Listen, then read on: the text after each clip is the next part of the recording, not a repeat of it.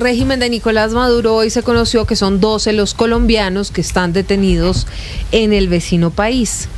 Lucas, usted tiene las identidades de estas personas a quienes el presidente Gustavo Petro esta mañana, o por quienes el presidente Gustavo Petro pidió la liberación inmediata al gobierno del dictador Maduro. Sí, señora Silvia, buenas tardes para usted y para los oyentes. Esta mañana muy temprano el presidente Gustavo Petro celebró la liberación por parte del régimen de Maduro de Carlos Correa, que es el director de la ONG venezolana de Derechos Humanos Espacio Público, y en ese mismo trino pidió que Venezuela libere a todos los detenidos tras las elecciones, incluidos, como usted lo decía, ciudadanos colombianos. Decía el presidente Petro, abro comillas, cuando la tregua entre Hamas e Israel habla de la liberación de centenares de rehenes de una y otra parte, cuando Cuba ha liberado a más de 500 prisioneros, es importante para la paz en las Américas que Venezuela libere todas las personas detenidas en el marco de las elecciones y las postelecciones, incluidos los 12 colombianos detenidos en su territorio, que las Américas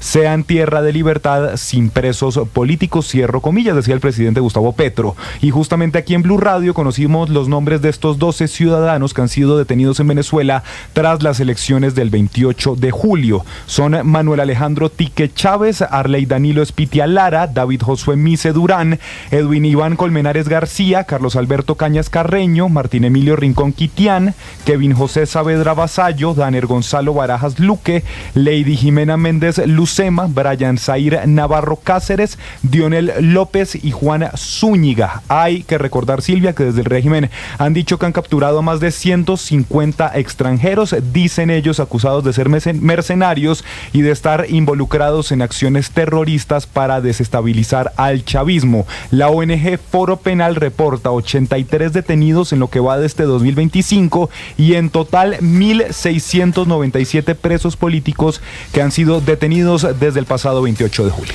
Todo esto, Lucas, en medio de la durísima represión del régimen de Nicolás Maduro, al que no le gusta, por supuesto, que la gente salga a protestar en contra de las arbitrariedades que ha venido cometiendo después del 28 de julio, cuando se robó las elecciones, orquestado por el Consejo Nacional Electoral y el Tribunal Supremo de Justicia, que están cooptados también por su régimen. Pues mire, el presidente Gustavo Petro entonces pedía la liberación de todos los presos y esto no le gustó al fiscal Tarek William Saab, quien arremetió contra Petro, entre otras cosas, pidiéndole que se dedique a los temas de Colombia y no a los de Venezuela. Santiago Martínez en Caracas.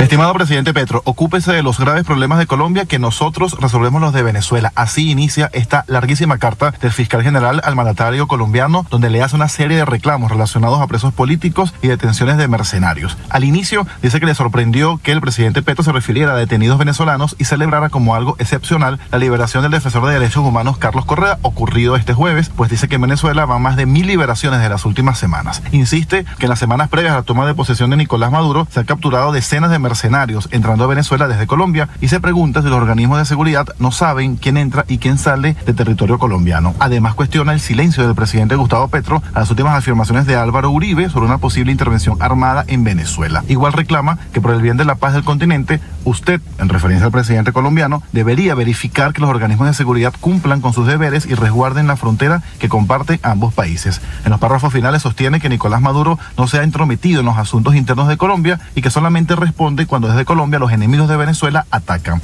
Y ya al cierre hace varias preguntas. ¿Cree usted que atacando a Venezuela se va a salvar de los verdugos que amenazan a nuestra democracia?